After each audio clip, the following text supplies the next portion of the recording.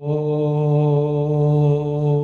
भूर्भुवः स्वाहा तत्सवितुर्वरेण्यं भर्गो देवस्य धीमहि धियो यो नः प्रचोदयात्। ॐ विश्वानि देव सवितरदुरितानि परासुव यद्भद्रं तन्न आसुव। सज्जनों, आज हम आपको शरीर के स्वस्थ रहने के लिए जो अहम पक्ष हमारे आपके लिए है कि हमारा स्वास्थ्य अच्छे से अच्छा बना रहे, किसी भी बीमारी से ग्रसित न होने पाए। और अगर बीमारियां हमारी उपेक्षा के कारण या हमारे लापरवाही के कारण हमको बीमारियां मिलती हैं, तो उसको हमें ठीक करने के लिए औषधियों का सहारा लेना पड़ता है। औषधियों का सहारा न लेना पड़े और जो भी विकार हमारे शरीर में उत्पन्न हुआ हो उसे हम दूर कर सकें योग के माध्यम से। योग में क्रियात्मक योगाभ्यास और प्राणायाम ध्यान धारणा प्रत्याहार इत्यादि जो नियम हैं उनके अंतर्गत प्राणायाम एक पक्ष है जिसमें हमारे शरीर के सभी बीमारियों का उपचार हो जाता है। सबसे अधिक प्रभावी प्राणायाम है। प्राणायाम से हमारे शरीर का कोई भी विकार होगा तो वह 99% तक आपका विकार केवल प्राणायाम से खत्म हो जाता है, दूर हो जाता है। एक्सरसाइज या अन्य जो विधियां अपनाते हैं, व्यायाम करते हैं, व्यायाम या आसन करते हैं, उससे उतना आराम या उतना लाभ हमारे स्वास्थ्य को नहीं मिलता है जितना प्राणायाम से। और इन प्राणायामों में सबसे अधिक जो लाभ मिलता है वो दो प्राणायाम हैं।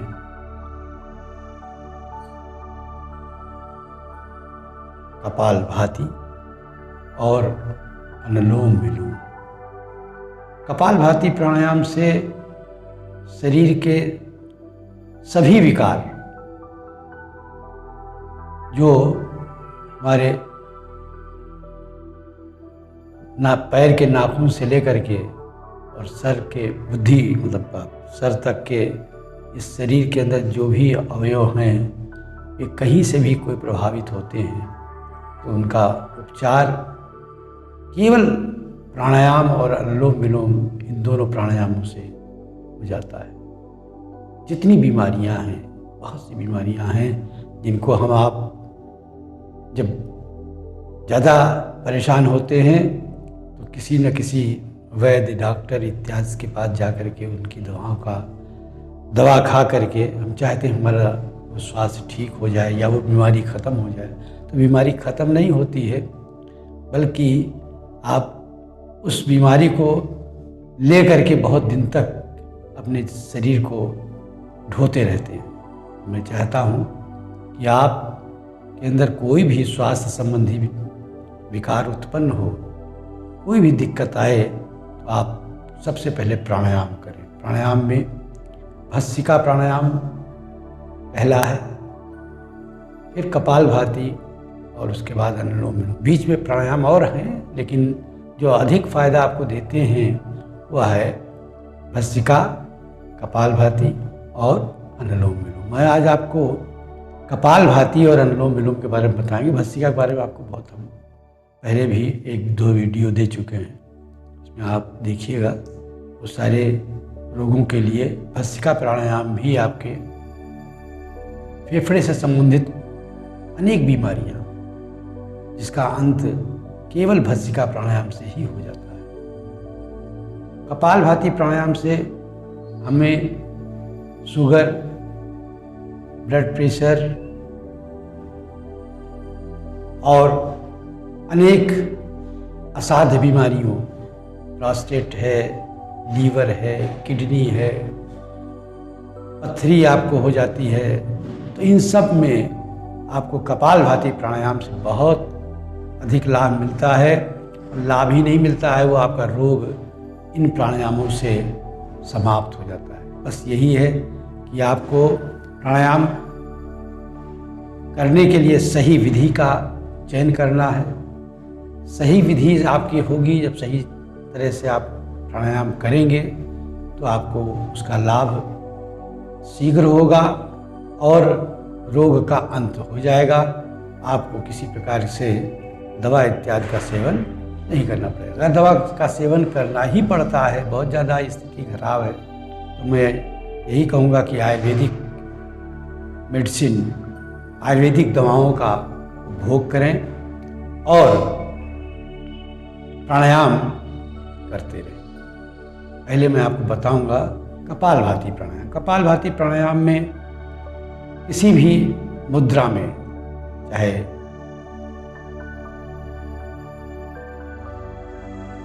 सिद्धासन में बैठ जाएं या पद्मासन लगा के बैठें, और या सिद्धासन और पद्मासन में आपको दिक्कत होती है, घुटने में कोई परेशानी है, तो आप चुपचाप केवल पलथी मार लें, जैसे पलथी मार के लोग बैठते हैं। इसमें भी दिक्कत होती है तो आप किसी कुर्सी पर बैठ करके ये प्राणायाम कर सकते हैं। बस शर्त है कि आपकी जो रीढ़ की हड्डी है वह सीधी रहे, स्पाइनल कॉर्ड आपका वो सीधा होना चाहिए।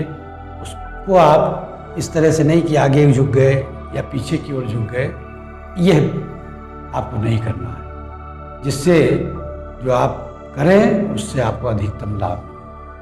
कपालभाति प्राणायाम में श्वसन क्रिया, देखिए सांस को रोकना नहीं है, अब केवल आपको सांस को ले करके और सांस को दबाव दे करके निकालना है। नाक से ही, दोनों नाकों की छिद्रों से आप सांस को निकालेंगे और आँख को बंद कर।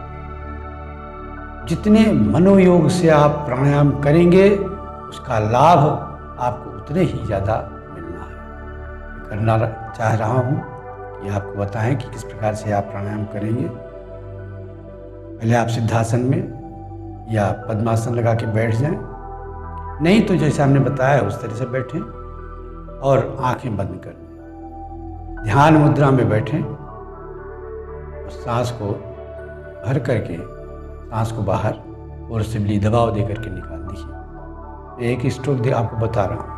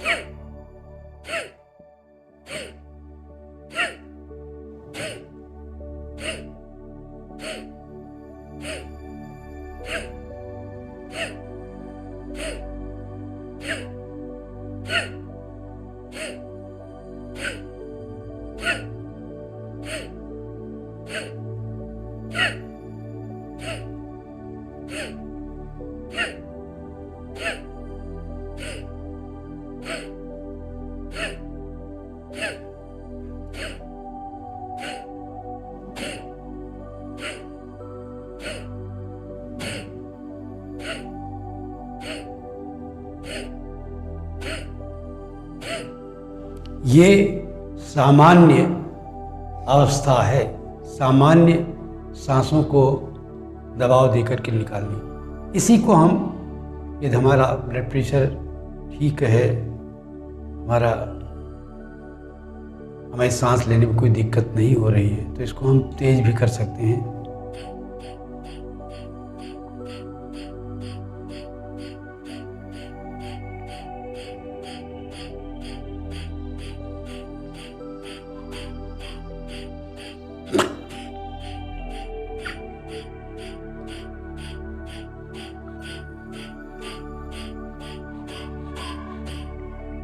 ये भी तरीका है जिसमें आपको ब्लड प्रेशर अगर नहीं है तो आप आसानी से कर सकते हैं। और लाभ आपको दोनों से एक तरह का मिलेगा।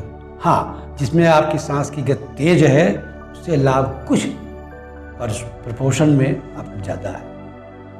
जब धीमे करते हैं तो उससे आपकी श्वसन प्रक्रिया थोड़ी धीमी होती है, और जब तेज करते हैं इसमें तो आपकी श्वसन क्रिया तेज होती है, उससे आपको लाभ भी कुछ ज़्यादा मिलता है। लेकिन इस प्राणायाम से आपको जितनी बीमारियां हैं शरीर के अंदर की सारी बीमारियां, हर बीमारियों का निजात हो जाता है, दूर हो जाती है और आप स्वस्थ हो जाते हैं। केवल प्राणायाम से फिर आपको किसी तरह से दवा इत्यादि का सेवन नहीं करना है।